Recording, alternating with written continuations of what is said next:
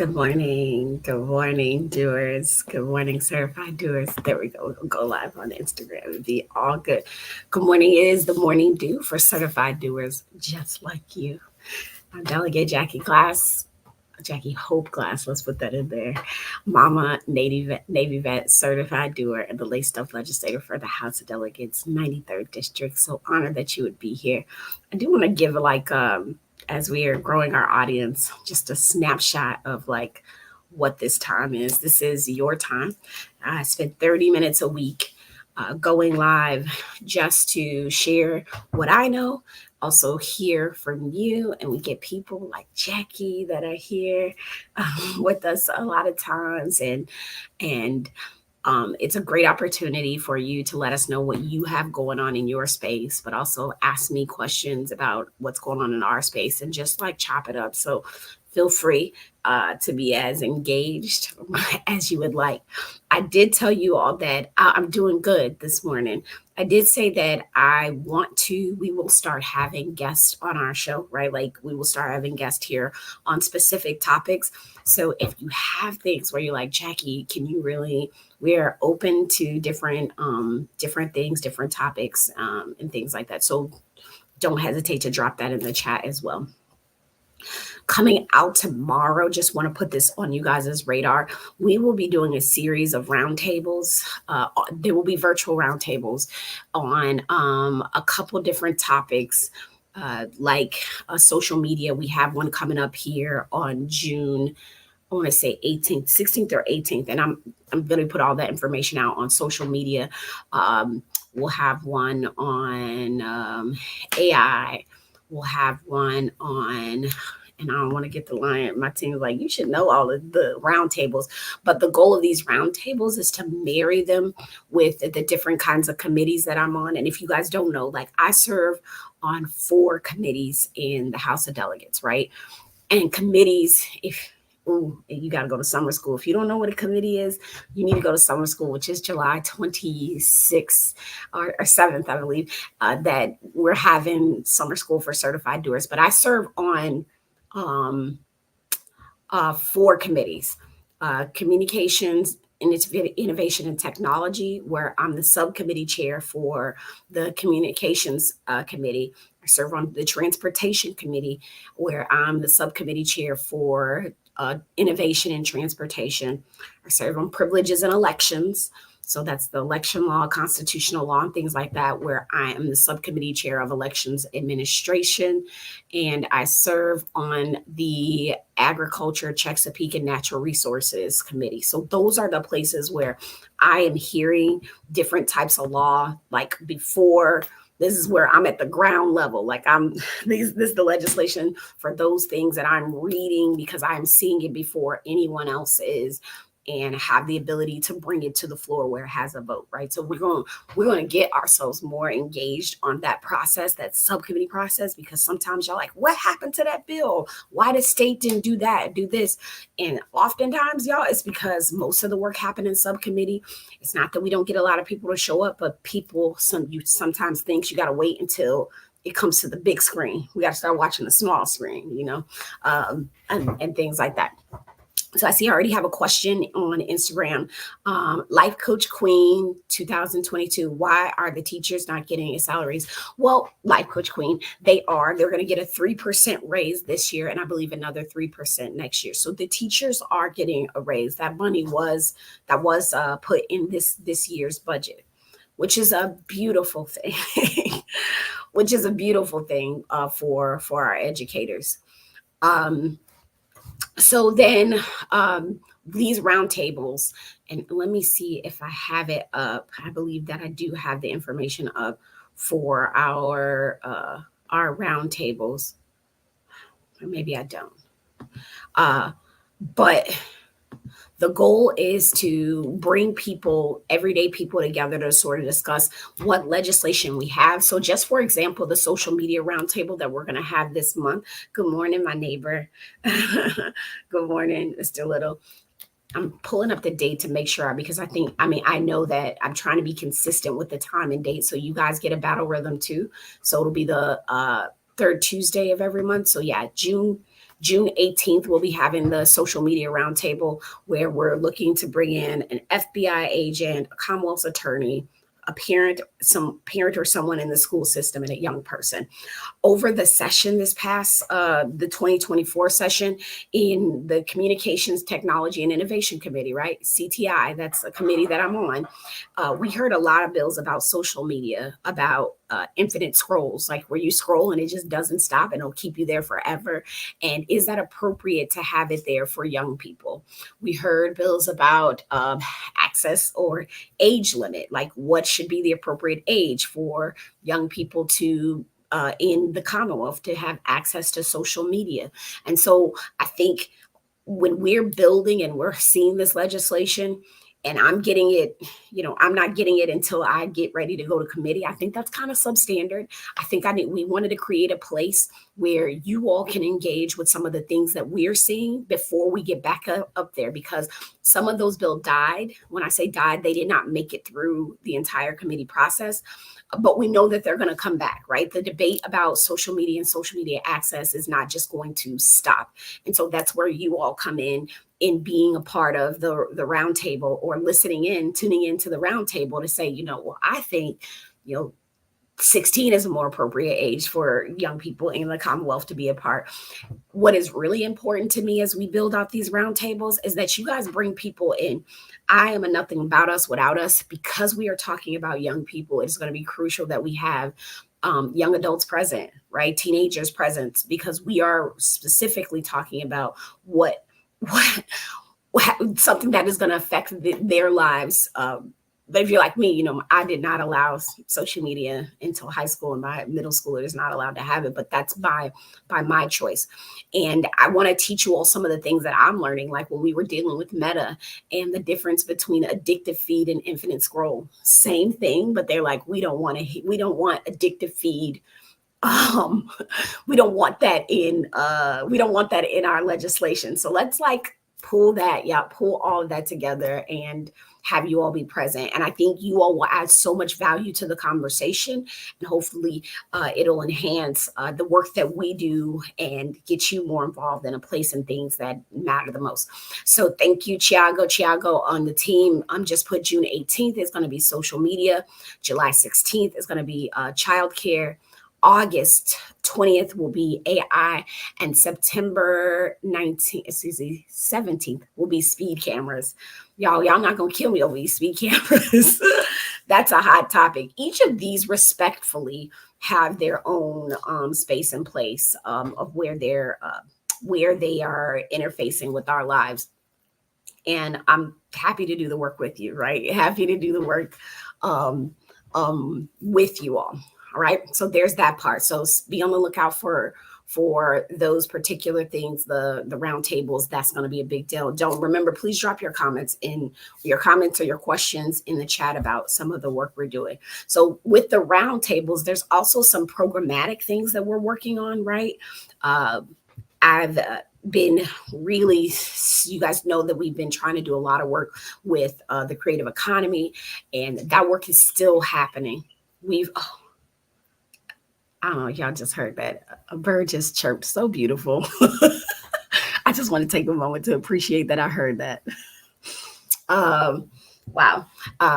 So we have a couple folks that we're still working with to bring forth the programmatic opportunity that we want for the creative economy. There is money out there. Let's just say that. It's a matter of getting the program to gel with the way that we want to use it, because creative entrepreneurship is not necessarily the same as tech entrepreneurship.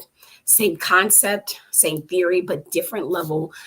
We believe that there's a different level of hand holding that needs to happen in that process, and a different level of care, as well as a larger investment that needs to be made to ensure that we have the creative infrastructure. So we are still having those conversations. In the interim, what I have been doing is meeting with organizations that have been on the ground working with youth and the creative economy. And I'm talking about like actually making making ways to build the creative workforce.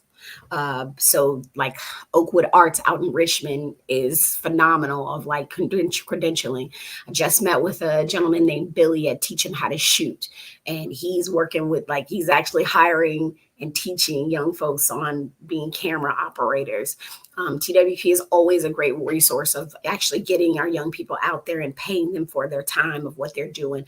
All of this falls in the creative economy. And I think once we can marry both what we have in our young folks and what we have in our, our adults that are like, look, I love working and living here. I want to build my art and my all the things here in the Commonwealth of Virginia, but you got to help me out.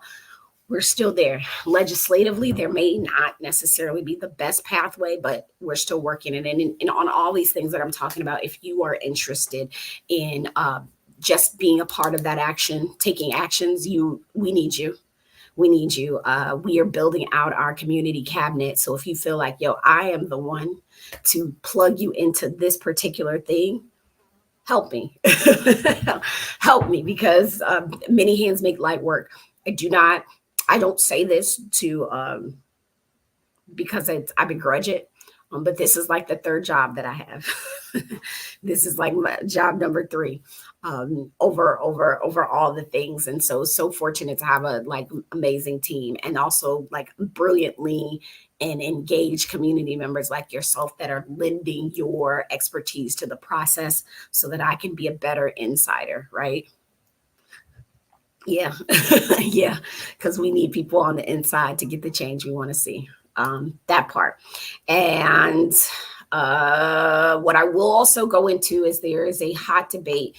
If you've been paying, this is legislative things. So just going back to where we are, I think when we last left off about am I in session or what's happening, I am still in what is called special session, which means the Speaker of the House can call me back to the General Assembly.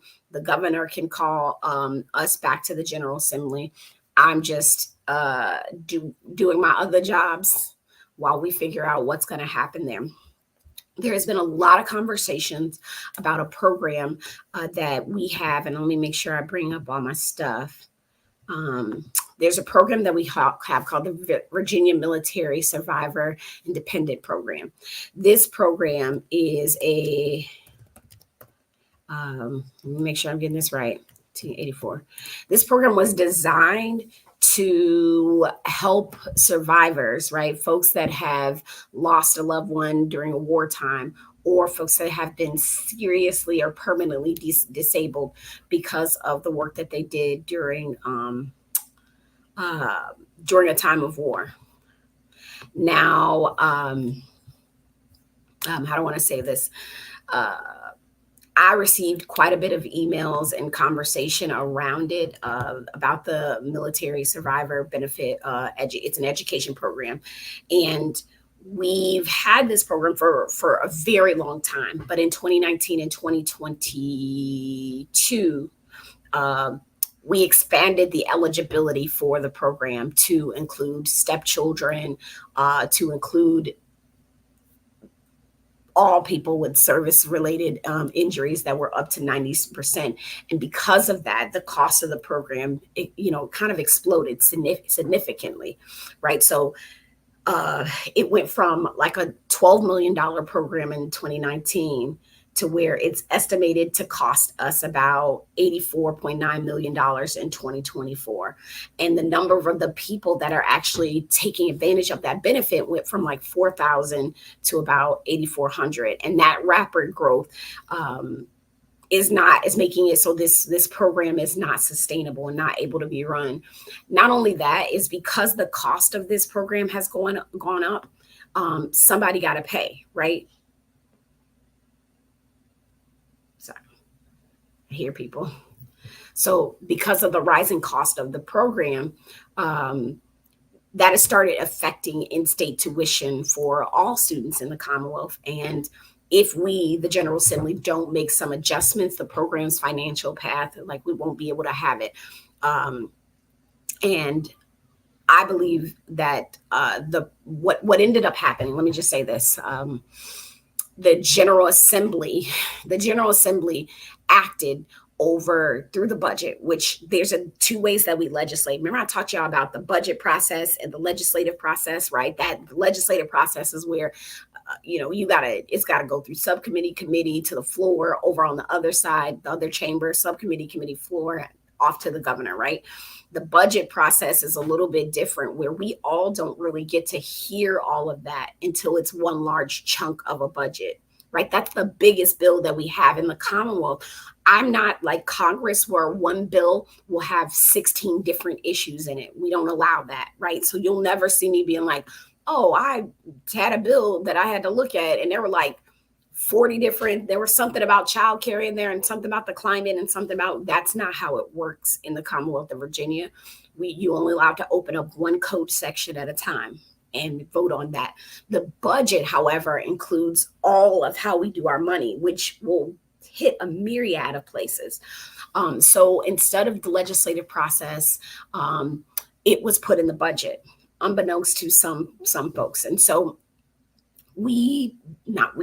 because let me tell you something, Jackie Glass tried to pull it out and vote against it. Let's just be real. But the proposed reforms that were put in a budget aimed to what they call fairly distribute the educational resources by reinstating the fact that you got to live in Virginia to take advantage of the program, limiting the scholarship program just to the undergraduate degree, and requiring people to fill out FAFSA to take advantage of that money. So I've gotten a lot of emails. It's not too much, but I've gotten a lot of emails about this, and I'm just going to let you all know where I stand on the program, because it's been a hot topic in the news, and you're probably going to hear some information about it here coming up on the news as leadership and other folks make some headway on what we need to do, because there's been an outwar. I don't agree with all of the changes that we're trying to make, and I believe but I do believe that we have to reform this program, right? Like, like when you put something in your budget and you like, well, damn, 5 years ago it was costing me $5, now it's costing me $500. Something got to give, right? Because I didn't just magically start making $495 more in the past 4 years, because we know how pay raises work. So I think that reforming the program is absolutely necessary if we're going to continue having it. But without warning or time to plan, the problem is we can't just leave people out in the dark to pay for college when we said we had this whole program there for them. So that part of the process was completely unsatisfactory, but here we are. And part of it is that they didn't know until after a deadline that we set. So we set a deadline of May 15th that you had to have it be accepted in a college. But a lot of people were like not even sure what's going to happen to the program, and it's going to affect them next school year. That y'all know that's unsaid. I don't know any other way to say it, but that is unacceptable. And this is a thing where it's not a one size fits all thing. So we got to work to fix it, whether that be we get called back for a special session, or we work and get a solution, leave things where they are, get a solution and work some more in 2025. Like it is both, it's a fire. So it's both urgent and important. And I believe, and I'm told, and this may upset some veterans that are eligible, I do believe that this was originally a survivor benefit program. And I'm committed to making sure that it stays a survivor benefit program. What I mean by that is that I myself am a high level of disabled to where I could possibly, I'm on the verge of being able to qualify for this program. This is for survivor, military survivor dependent educational program, right? I do not believe that the program was designed for people like me, because myself nor my husband died or were seriously injured due to war, right? Seriously injured due to war. So I believe that the program should be what the program was intended to be, and it is not. And that may upset people. I get it, but it is a survivor benefit program, period. Like, I don't know any other way to say that. And so we should get back on that path. This is what happens. And I'll say this sometimes, is that this is what happens when people think that we just need to do good stuff for veterans, right? Like we just be trying to do stuff. I heard bills this past session where people were like, let's get rid of the tolls for veterans because they need to get to their appointments and traffic is bad and things like that.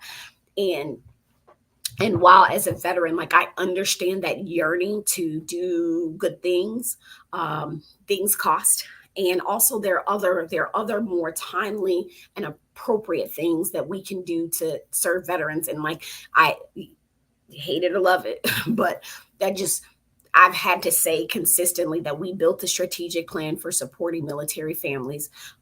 The things that we need to do to support military families and to support veterans here are the same things that we kind of need for everyday people. And so when you hear us doing specific approaches for veterans, a lot of the things that we're trying to do will also benefit everyday people, like spousal employment, like that one with military spouses specifically, housing, childcare. These are the things that are at the top of the list for military that we're trying to solve these problems with the DOD, this huge asset that our country has in our backyard, because it's going to help all of us, right? If they understand that there is a housing issue in Norfolk and it is directly affecting you guys chose to have your asset here. And so we're all in a crunch. So really understanding what it looks like to be of service. So this was a thing where, people didn't realize a cost comes with that. And I think there should have been more conversations around what that looked like. But here we are. I went in legislator at that time. It was a do no harm thing. And now we're at a point where we have to reassess. And so I'm going to be absolutely clear with you all, as I will be clear with everyone, that both the General Assembly and the administration should have sought feedback and collaboration before any changes were made. And that's the biggest problem here, y'all. This is the biggest problem with trying to legislate through the budget. It's like it did not get its fair shake. It did not get the opportunity. And furthermore, I think that all the changes to eligibility requirements, right, because it is a program in code, should go through the state code, not through the budget. So what? I just want you all to know that because of all of this, and I'm sure that there'll be some more on the news here in a little bit. I'm just putting y'all up to date just so that you're in the know. There was a task force established that is called preserving the I always say VIMSDEP task force. It was supposed to address the recent changes and things like that. That's happening on Monday in Richmond from 2 to 5. I plan to be there. If you have any thoughts on the program, please don't hesitate to send it my way. But here's what I will also say is that I personally, and let me say personally, but also as a legislator, will not allow anyone to use veteran issues as a political football. It ain't. This is not even just a veteran thing. This is a process thing. We fucked up. The process was substandard, period. And I own part of that, right? Of being a part of that. Even if, and I'm saying it out loud because I think it needs to be said, even if I went to people and said, hey, this doesn't need to be in here, because that did happen, right? Because it did happen. And something that I did learn in the military is that sometimes you have to allow people to fail. Sometimes you have to allow things to fail so that you can come back from a better place of truth, love, and understanding. And that does not feel good. Because guess what? I have to own this just as everyone else does. What I will say is I wanted to show you all something that we have access to, that I have access to as a member of you do too, as a member of the General Assembly. Just off top, you all have access to this. I'm going to share my screen here in a second just to understand what the district look like, what our district looks like as far as veteran population. Oh, wow, that was interesting. I'm like, what is that? As far as veteran population, what I'm going to do is I'm going to present, and this is what I'm looking at, especially when we're coming to the table on some of these veterans issues. It's at this, what I'm about to show you is at the Department of Veteran Services. Let's get it up there. Share. All right. So this here is an overview of our particular district, right? This is the district I serve, the 93rd district. You'll see it here, and I can drop down here. Oops, it's not gonna let me. And I can look at other districts. And so on the left-hand side, you see what the district looks like. On the right-hand side, you'll see what the Commonwealth looks like. So 66.3% of this district is considered veterans. We've got 19.4% retirees.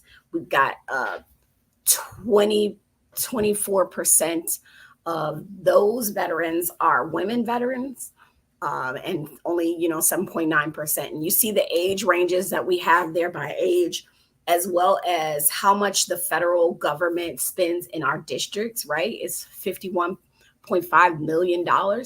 Now, remember the program, actually, let me make this bigger because that's probably more appropriate. And let's go back up here. So you can see, right? You all can see this. All right, you see by age.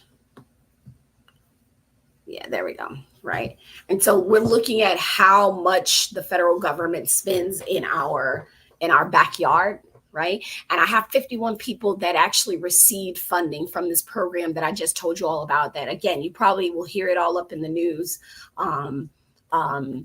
And how many veterans are. So all of this is available you can go to DVS, Department of Veteran Services, and see all of this, right? How many have trades? What's the veterans by education level in our area? What's the veteran workforce look like? So look, in our district, the workforce here is almost 50% veterans. So when we talk about those issues, y'all, like, and I get it, because I've had conversations where people was like, man, y'all get everything. Y'all get discounts, y'all get all kinds of things. When I say I certainly understand, I empathize.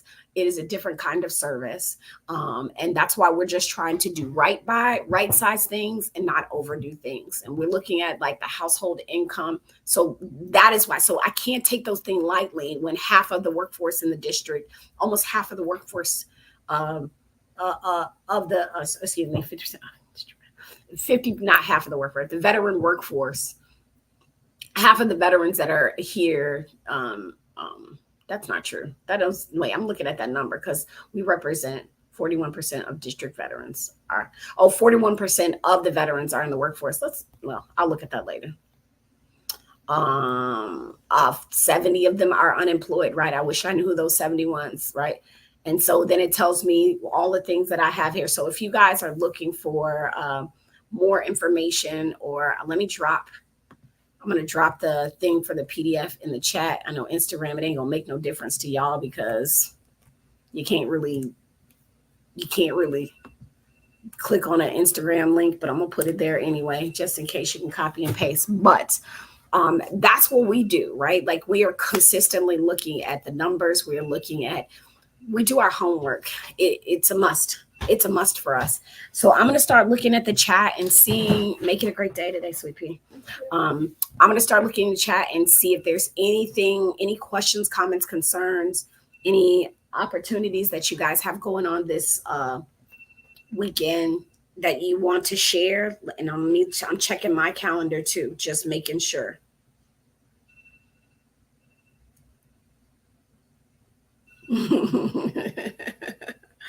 Oh, thank you. I'm looking. Hold on. Let's look, see if there's anything I'm missing. Anything here? Oh, Kristen Wheeler. Good morning. Pod just popped in. I saw the delegate has gone live. This is a first. Love it. Yes, we do this every Thursday at 7 a.m. Every Thursday, Kristen, you can find us here at 7 a.m. We'll be here at most every Thursday, y'all, because I ain't gonna lie to you. Sometimes I have a hiccup. I'll be the one like, oh my God, I didn't get up on time, or I have something else happening at, say, at 7 a.m. But you all can catch us on Facebook, Instagram, LinkedIn, YouTube, X. We are here to ensure that we share information. Do not forget about, and I'm going to put this on the screen show, do not forget about our roundtables coming up. The first one is going to be here in the next 2 weeks, week or two. For social media, we'll be talking to young people, folks in law enforcement, folks in the educational sphere. And I'd even like, if it's a thing, if you've got young people in your life, you start looking at what other states are doing about digital literacy and about social media. It is a huge aspect of our young adults' lives, and some adults too. Like, y'all, that addictive feed is not a game. You put that thing on your phone, the times how long you spend on social media, and you'll see like what could you have done with that time. So it's a part of our lives for very positive ways. Like right now, I am using all the social media that I possibly can to connect, update with you. They are definitely positive, but there are opportunities for growth as we bring our young people in, and also as we try to do better, be better, and do better as the senior and elder citizens or seasoned citizens in our space and place. All right. Looking to make sure.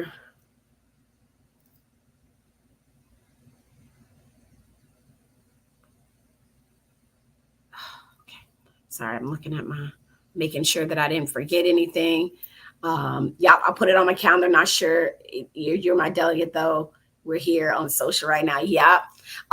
Yep. And that's okay. If I'm not your delegate, we welcome all. If you need help, we'll always send you to your representative first. We'll always do that. Give them the chance to show up for you first, and then we'll move from there. But we have a space where we believe that certified doers like you, we need you in the process to get more done. Until next time, guys, I am Jackie Glass, Mama, Navy vet, certified doer, just like you, laced up legislator from the House of Delegates, 93rd District. Honored to serve. I expect you guys to be hearing some more news soon about what we talked about today. And I certainly look forward to catching you in these streets. I don't think I'm in the streets this weekend, but I look forward to catching you, and I'm making sure before I sit up here and fib. Will I catch you in the streets? No, I'm not going to catch you in the streets this weekend, though. Not this weekend. But I'll be thinking about you. Okay. All right. Be well. Take care, Lamont, Miss Charlene, Mr. Little, Jackie, Tori Lux. Thank y'all so much. We'll catch you next Thursday. Be well.